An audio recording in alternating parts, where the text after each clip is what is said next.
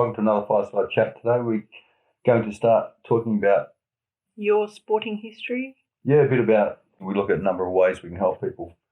And I've been speaking to some people that have friends and family that are involved in sport, and because I've had a bit of a history in sport and representative sport and in a few areas, I thought it's worth sharing some of my experience and some insight. So especially today, I feel there's a lot of controversy and a lot of issues, and people getting sick from sport too, or dropping down, you could say, from heat exhaustion, you could say. Or is it heart issues?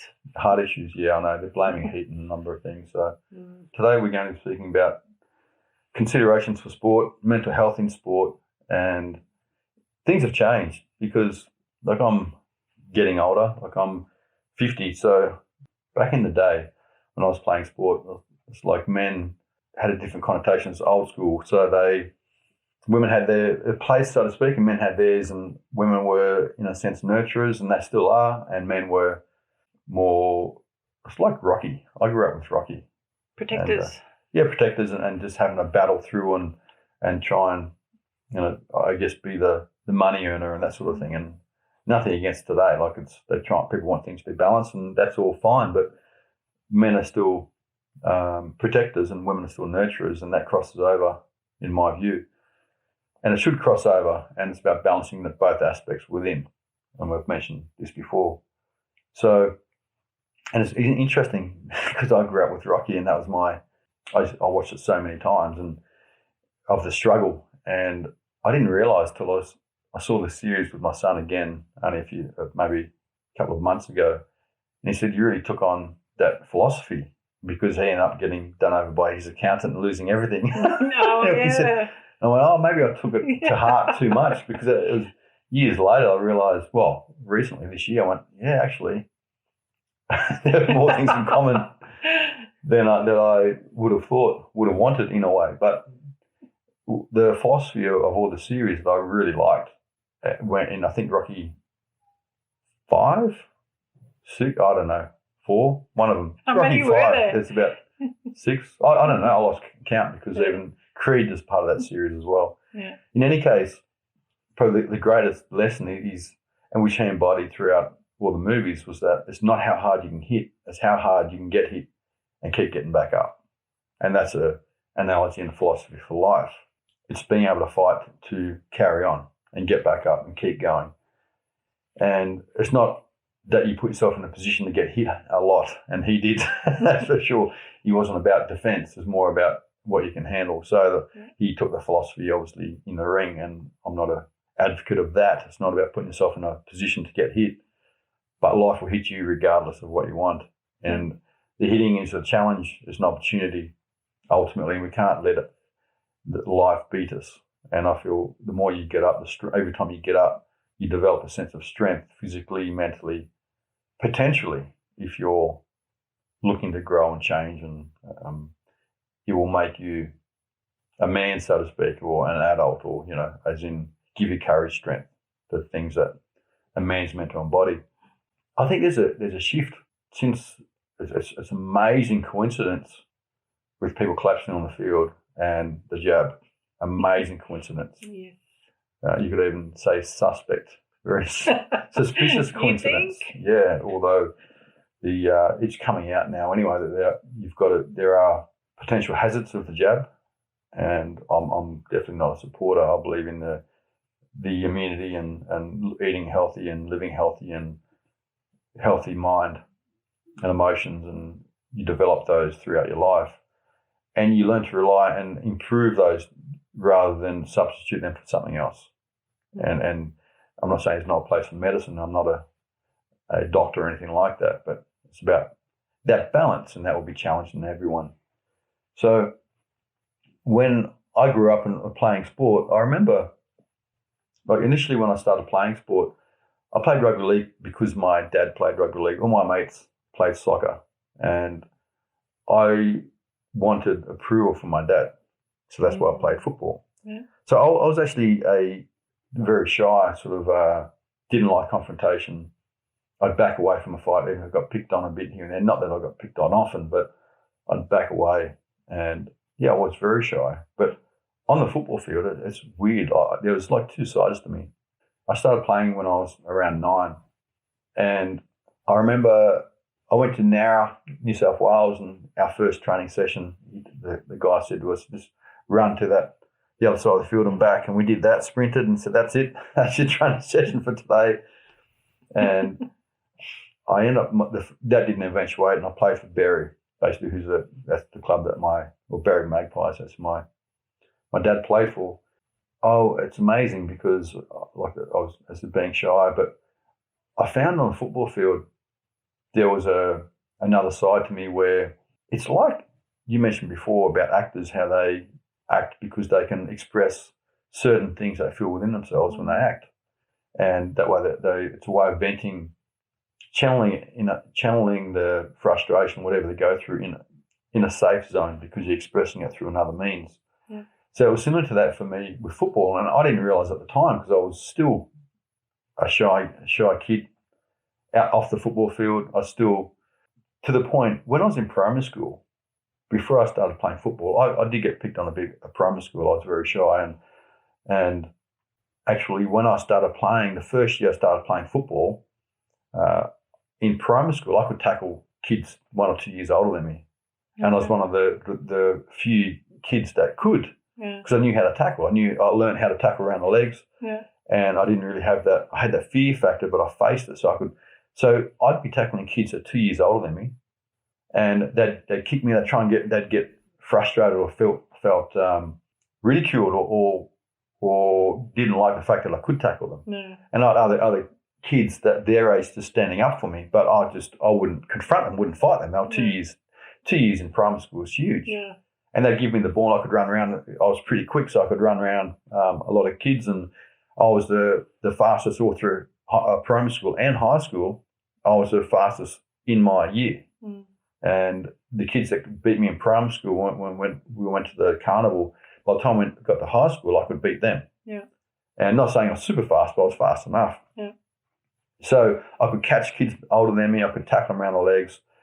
And I think the frustration of not being able to speak up with and defend myself so much with the kids that are older on the football field of my own age when I played football, if they were dirty, if they lashed out, I'd just get really angry. I realised, and only through playing football, that I had a switch where if someone did something, I'd just snap, I'd get really angry. And I noticed that, and I spoke about it once before, one of my forwards got the ball, running the ball up, and we weren't a great football team. We had some really nice guys in the team. So they were pretty soft, sort of gentle guys. And some of our forwards get the ball, run up, and by the time, before they even got to the line, they'd be running sideways and then back towards our goal, and they'd get tackled. I had a few hospital passes which is just before this person gets tackled, our teammate, they'd pass it to me or someone else when the other team's charging towards us, and then you couldn't defend yourself, so you just get smashed. So it's like, they're going to hurt me, and pass the ball to the next guy, and then they get cleaned up. That happened to me a number of times. But there was a fire where there was, even in the first, or I think by the second year, I had some reputation where I was known that I wouldn't back down, and even at training, I'd probably go a bit too hard. So I'd tackle my teammates a little bit harder than probably should have, because I had something to prove. Yeah. And if they we did tackling training head on or certain things, I'd bump them off or I'd palm them, and guys would be shuffling because they didn't want to face me in the to be tackled or tackle me. Yeah. And to me, I got a bit more attention. I still didn't get a lot from my dad at the time. I think he didn't want me to get too cocky or become overconfident. But all I wanted was approval. So there was these extremes. So against my own teammates, my own peers, I tried to stand out. So that's where I started developing as a player. At times, turn up, I remember, against Albion Park, and the players in the opposite team would try and intimidate me before a game. One time, someone from the opposition tripped me over. Before the game, I didn't do anything. I did nothing. And then on the football field, I went after them. And I had big guys, and I was the average size player. I started doing weights when I was 12, and I didn't really know what I was doing. But it gave me a lot of confidence and strength because not many 12, 13, 14-year-olds are doing weight training. No. And because I was getting hurt a few times, like at primary school, nothing serious, and then, mostly. And then on the football field, I just found it gave me an edge, so I kept training. Yeah. So I was tackling guys that were quite a few inches taller than me. They were running through some of our teammates, but they ran at me. I'd use their momentum. I'd get under their block and get them by the stomach and use the momentum to lift them up and dump them. And so guys stopped running at me. I started getting a reputation in a sense. But I remember one incident. So I was trying to be a man. And this developed over a number of years where I always tried to fill this gap where I didn't feel like I was worthy. And I remember this guy's bigger than me, or a year or so older. He ran sort of through me, and I went to try and tackle him with my right shoulder, and he ran straight over me. And I was crying. Actually, I remember I was crying at school. I hurt my right shoulder. And then that weekend, that was on a Thursday, and then that weekend, so I was 12 at the time, I was playing football, and I played front row because no one else, I wasn't that big, but I was a very small front row because no one else wanted to play in the front row. Pretty confronting as a young one playing there. And I remember I was running the ball up twice, and the ball just slipped out of my arms. My arms went boom, just faded. So I couldn't hold the ball. I think, what's wrong with me? Like it just, I didn't try and do it. It just, I couldn't hold my arm up. And then I thought my shoulder's a bit sore. And then a guy ran straight at me. And I just, instead of trying to drive my shoulder, there's all sorts of things you can do, drive my shoulder into to driving back or lifting up like I used to like to do. I just rolled back as I tackled him, and my shoulder went like crunch, and I started crying. I hurt my shoulder. I came off, and to try and appease me, some of the parents would give me lollies. Here you go. You ever tried to cry chewing a lolly? It's almost impossible. It just doesn't work. And then I remember my dad came over, and while I was crying, and he might have been coaching at the time. I know he did coach us for a while. He did help out. He was around the scenes, and he just looked at me, and it's not his fault. This is what he grew up with. He just came over and said, "You cried," and I just stopped and went, "Oh, okay, yeah, men don't cry." Oh, no. And I was 12. Goodness. That's the last time I ever cried on the football field or in any sporting event. That's it. And that's not a good thing, that's for sure. So, but that was how it was back then. And it's more of, how does that look, And I assume for him, as my son cried, he's meant to be a man. And, and so it was. Man at 12. Yeah, well, that's the whole thing. It's more of it's an idealistic way to sort of live, and it's not realistic. Idealistic, not realistic. Yeah, it's more of the idea was, and then after that, I went to the hospital and I had torn ligaments in my shoulder. I was off for 6 to 8 weeks. I couldn't play. So what they worked out is that I tore the ligaments in my right shoulder at school, carrying on as per normal for the next few days, and then tore it worse playing football on the weekend. So no doubt it was sore, because tearing ligaments is not it's something that definitely hurts. And take my word for it. So my arm was in a sling for a while. So that was back then. And it's more of the Rocky philosophy of just work through it. Just keep going. You're a man. Keep working. You've got to battle through that. Yeah. And I think since the whole COVID stuff, we can't do that anymore. And the whole Rocky philosophy is out the window. And because there's looking at the side effects of COVID, whether it's COVID itself, whatever you feel, or the jab, and there's evidence suggesting that the heart inflammation is worse with the jab than COVID itself. I think the mentality, and to excel in sport and to play sport and to do really well in most things, you've got to work through that pain barrier. You've got to push through. Yeah. And I think that's dangerous now. I don't think we can do that now, because pushing through is like if I've been short of breath a lot over the years and doing training, running, and on the field, you're exhausted at times. Yeah. And you run the length of the field. If you score a try, if you're chasing after someone, and you get short of breath, it's a normal thing when you're playing sport. But shortness of breath is also an element to having heart conditions and side effects of the COVID shot. So what do you do? How do you differentiate between being exhausted and being short of breath because you're tired to if it's the shot? Yeah. Well, who's to say? If you've got pain in the heart and short of breath, stop. Yeah, that's right. And if your energy levels are down, if they're low and you're short of breath, stop. So I just think that if you've had the jab, and I'm not bagging, whatever you've done, whatever choices you've made, safety first. Yeah. So elite athletes are dropping. And some of them are dropping from not even, some are doing exhaustive exercise, some are just dropping while they're warming up. Yeah. And we've seen it on videos. You can't say, I don't want to hear that. It's happening. Yeah. We've seen the videos. Especially when it's never happened before. Exactly. Well, not to this. Not it's to like, this scale. yeah, and go, I've no clue what it could be. Yeah. What's the common denominator? Oh, yeah. No. We won't talk about that. Yeah, that's right. So I think it's important, like I'm going to talk more about my experience in football, but I feel the old way, and if you're a coach or trainer, be very worried about telling young ones, if they're vaccinated, to push through. Yeah. If you've got short of breath, don't just stop. Gosh, can you imagine lawsuits coming from all that? Yeah, well, at the moment, they don't really investigate, but things are still happening. They are being investigated. So I think we have to err on the side of caution. We can't, times have changed. We can't be like the Rocky mentality that I grew up with, because our bodies have changed and what we're doing to our bodies has changed. Yeah. In my view, this is controversial, if you haven't been jabbed and you're short of breath and your heart feels fine and, you can, it's controversial, you have an advantage. Yeah. Because you can push through the pain barrier. You can do these things because young ones hardly ever fall through a failing heart or other things. So shortness of breath, be careful of that, pain in your heart and lacking energy.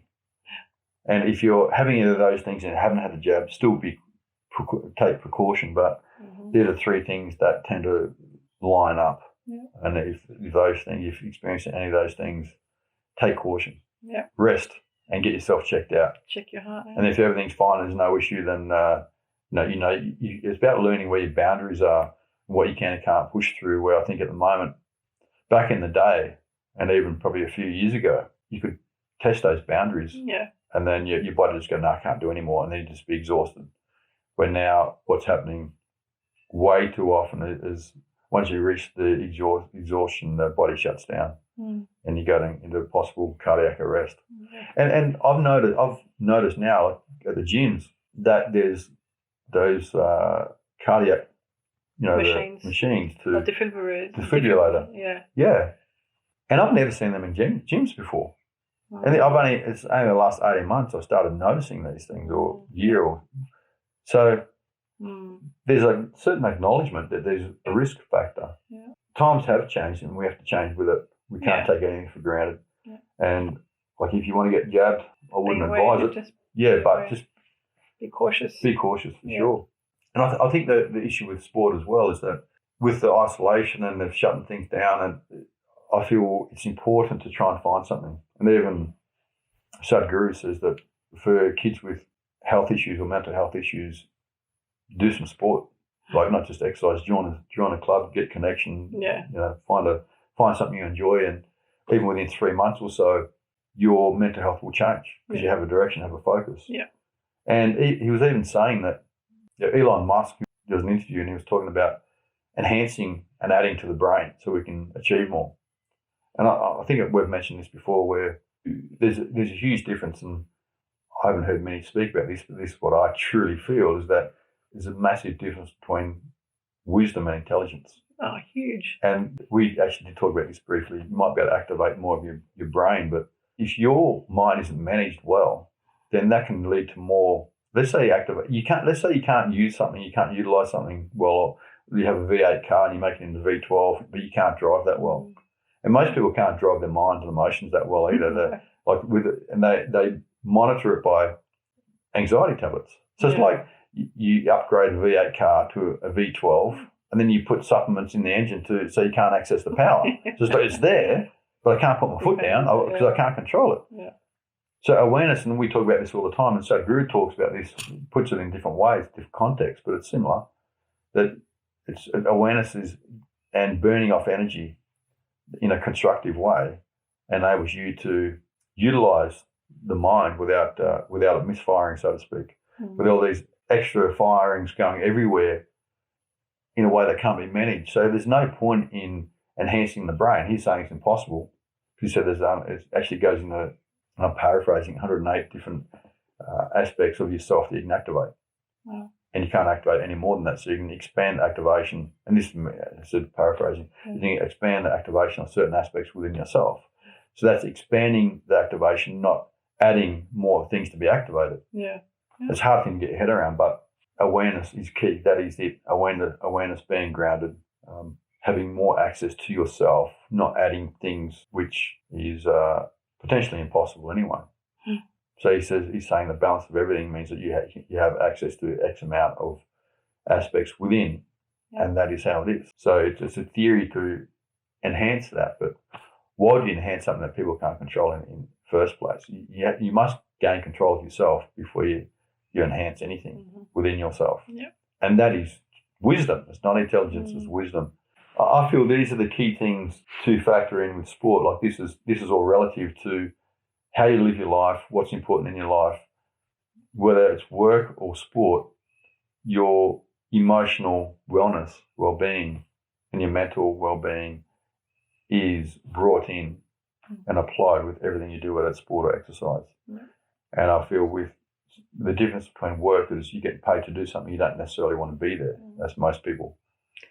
But you notice also with sportsmen, there's a lot of sportsmen that unless they have lined something up when they leave, like elite sportsmen, there's a lot of them that don't function that well afterwards because that was their release. That was their little thing that they use. Their niche. Yeah, their little crutch almost. Yeah. Well, I have a theory on that too, in a way, from what I've seen. And I've had some sense of some remnants of understanding this area. So my feeling is, so it's great to get connected, but you mentioned mature and develop, and there's an issue to some degree. Like when I played football, I was like on the fringe player and I had opportunities to possibly crack and establish myself to some degree in first grade in Sydney. But on two occasions where I had great opportunity, I got injured. My ankle one time was out for 6 weeks, my shoulder another time. Yeah. One was at Canberra, one was at Brisbane, at Lang Park, before it changed. So you have to make adjustments then because you haven't fully cracked it. So you've got to consider other avenues, other possibilities, and it's hard when there's so many, like majority of sports people are on the fringe and don't make it. Majority don't.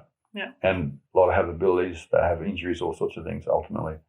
The ones that make it, you can impact, you have a lot of influence, you have a lot of attention, and the whole point about spirituality is breaking through ego. Yeah. And I'm not saying these people are bad people, but get used to having, this is what I feel. And I've talked about the example. When I was playing for Parramatta, I was in the second year at the club. I think the second game, I was called up to reserve grade. And after the game, I sat on the bench and I was playing reserve grade. So I cemented myself in reserve grade on the bench for first grade, the second year at Parramatta. And this is in 91. And I was getting more attention. Yeah. Not like the first grade, but I was getting more attention. And you start becoming vulnerable. You want that attention. And people are asking you for autographs. And then I remember a kid asked me, he said, can you sign this? I said, you in first grade? And I was in reserve grade. I said, no. He snatched the book off me before I had a chance to sign it. Sorry, you don't come and make a cut. And the first year when I was playing for Parramatta, I was playing at Illawarra Stadium against Illawarra, and this was a trial. And I had a group of friends come up, and they were at the stadium. So because that's halfway, I was in Sydney, and they were down the south coast. They came up and watched me, and they're shouting out and giving me a lot of attention. That was a lot of fun, and made some breaks, had a good game. And it's funny because my nan at the time, she was a bit of a classic. My mates were handing out some beers, and they asked her to throw a beer down, so she threw a beer down, hit someone in the head. Oops. Yeah, and they thought it was funny at the time. I Good old nan. Yeah, like my nan was a classic. She used to have a few drinks and chase them around at the house, and they used to love it. So it's a classic. So, but this day, because my friends were chanting for me and yelling out, no one knew who I was. After the game and I came off, I was 18, and people flocked and asked for my autograph, and I was a nobody.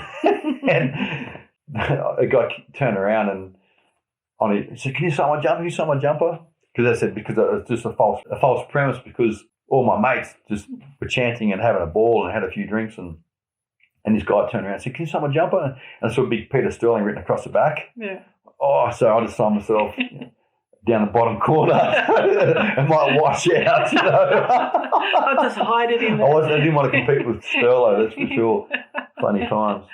But in any case, so I realised after a period that the more attention you get, the more you need. Yeah.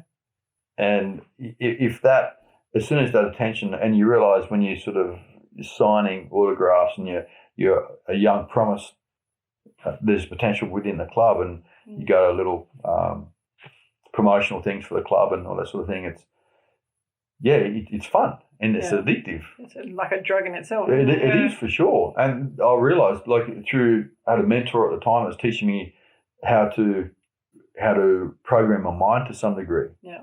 It's like almost like mantras and focus, and there's fight or flight techniques that I had my teammates do before a game and enhance, instead of having the adrenaline rush before a game, which slows you down, you'd be fight or flight mode. You'd be reacting a lot quicker. Yeah.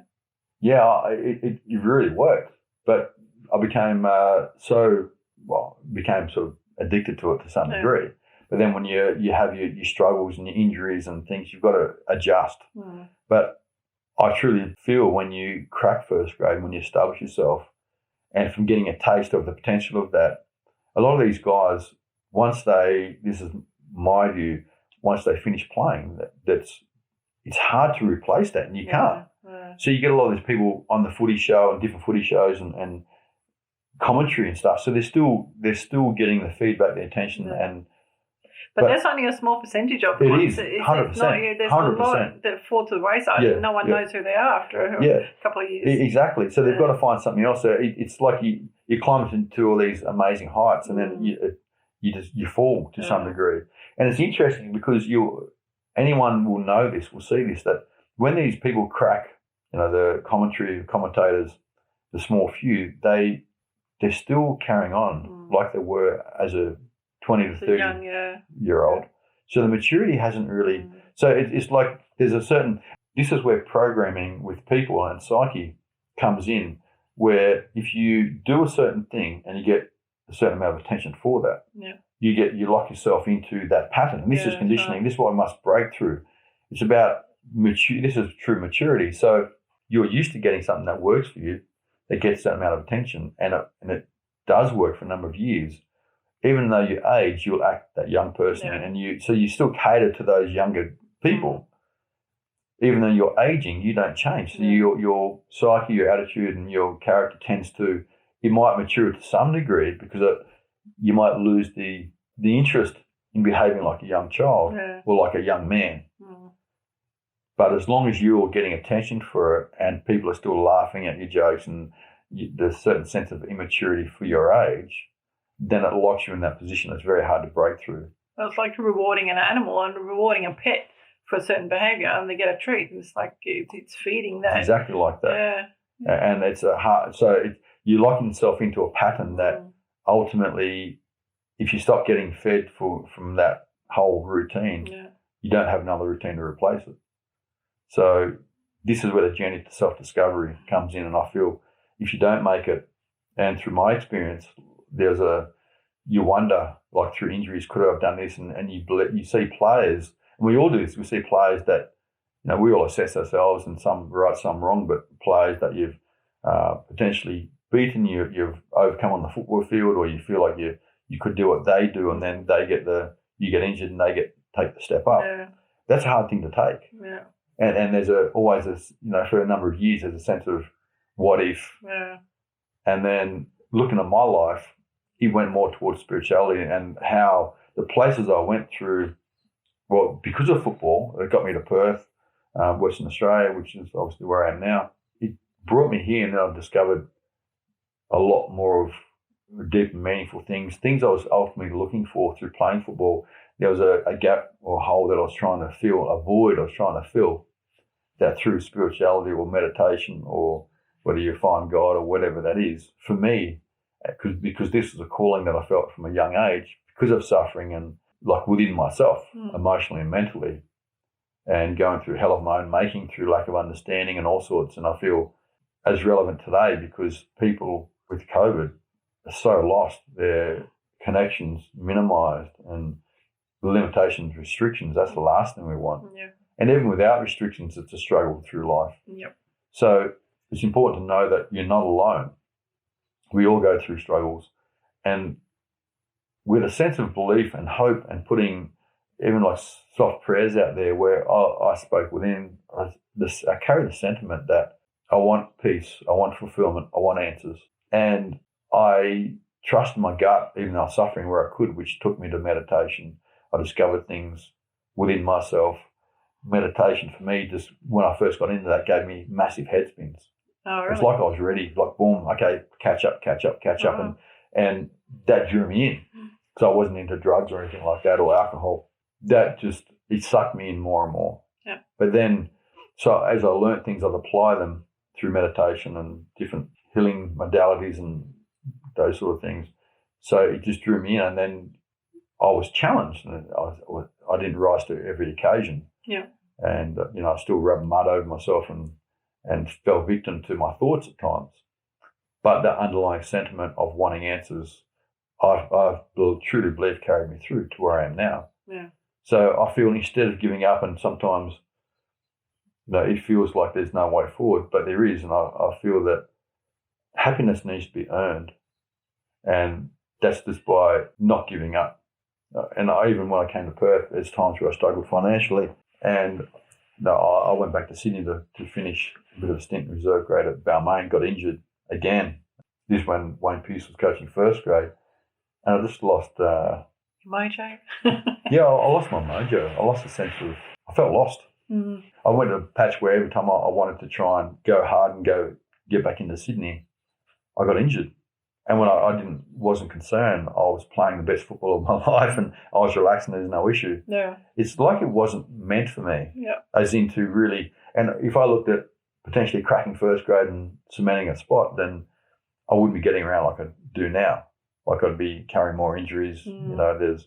When you look at a lot of the players that played for a long period, your body takes a battering. Yeah. It really does. Yeah. But it was a great way to vent, and it led me to spirituality. Yeah. So it's amazing where things can lead you, and even by tapping on the door, the potential of more. If something comes up to stop you, you've got to look at what you can learn from that, and you have to ultimately look within and challenge yourself and discover and try and seek through trusting your gut or your intuition.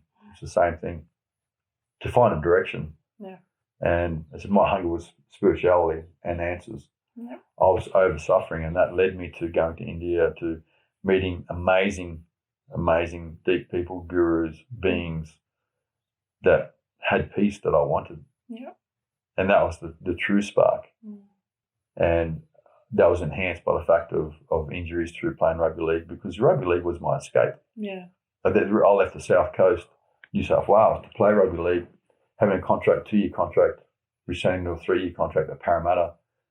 And that was my lifeblood. That was what was saving me. Yeah. And then when that crumbled, so I understand the animosity and the depression that you can still feel in sport, even when seemingly everything's in front of you. I get what that's like. Yeah. I remember that the first year I was staying in a townhouse. I might have mentioned that briefly in one of my other chats, but I was crying and I was broken. Mm. And someone outside looking in would look at my life and go, well, he's got everything in front of him. He's got a 2-year contract with Parramatta. Yeah. But I was miserable and I was scared and I was crying myself to sleep one night thinking to show me, to give me a sign that life should go on. Yeah. And who would understand that? When looking in, no one would get that. And I had a sign at 2:00 in the morning, the alarm clock went off. It went off at 2:00 on its own. And the song that was playing was that you're on the eve of destruction. And the song that came on afterwards, and I went over, picked up the alarm clock, pressed the button, and still had it set for 6:00 in the morning. Mm. Went off at 2:00, so-called random act of God, I'd say, the divine. Yeah. And the song straight after that was, there's hope. If you go forward, go to the light. If you trust, basically. Mm. I'm paraphrasing because that was just the experience that I felt. Yeah. And I turned the clock off after that. I didn't need to hear anymore, and I felt soothed. Yeah. I felt that I had a purpose. Yeah. And I feel like I'm actually fulfilling it more to this day. Like I've been drawn like a moth to a flame, so to speak. Yeah. You know? So don't give in, because I just truly feel that everything happens for a reason. Mm-hmm. You find yourself where there's an opportunity, an obstacle is an opportunity for a sense of growth, for something more. Yeah. And even if it potentially you feel a deep sense of suffering, if you allow that will drive you to find answers. We must never give in. It's that Rocky theme, in a sense, or the Rocky story. Always get back up. And every time you climb to your feet, your legs have gotten stronger, your psyche has gotten stronger. Yeah. And I feel that is absolutely important. So there's a lot to talk about, but I've got, so the rules for sport and life, inner development, there's many things: direction, fulfillment, friendship, connection, honor, integrity, greatness, insight, patience, control. I've tapped into why I started playing footy, but there's a number of things. This could be a mini series. I feel it's important to get a sense of the importance of sport and direction and challenges, and be aware we can't be blind to, you can't put blinkers on. And this is the whole point. Find sport or a sense of direction, a goal, and strive to that goal. But be sensitive to your own needs along the way and nurture yourself along the way. And if you're suffering in sport, and this is an interesting thing, like I'll finish soon. And when I was playing football for Parramatta, and I feel like it's this within the psyche, like this is the balance of things in your town, in your city, in your country. There's certain dynamics that's been found throughout the years. And I'll go back to physical prowess or strength. If you're the top three strength-wise within your club, in a particular field, chances are you're within the top three in the next club or the next club. So ability is one thing, but when it comes to strength, certain attitudes, certain things, where you stand within your club. So you can't say, I'm the top here, I'm going to be top everywhere, but you'll be up the top echelon. So there's certain patterns. In the same token, if you're suffering within your club, if there's 5 people that are emotionally or mentally suffering within your club, chances are there's 5 people emotionally suffering within every club, give or take. Yep. So the reason I'm saying this is because you're not alone. And I think it takes pressure off that the burdens you're feeling, you may feel alone, but to know that there's nothing wrong with you, even though you may feel there is. I remember thinking that I shouldn't be feeling what I'm feeling. Why? I felt rage at times when I was younger. I'm thinking this is out of proportion or disproportionate to my life. It shouldn't be like this. Yeah. So we don't know the past experiences we had, or whether you believe in past lives.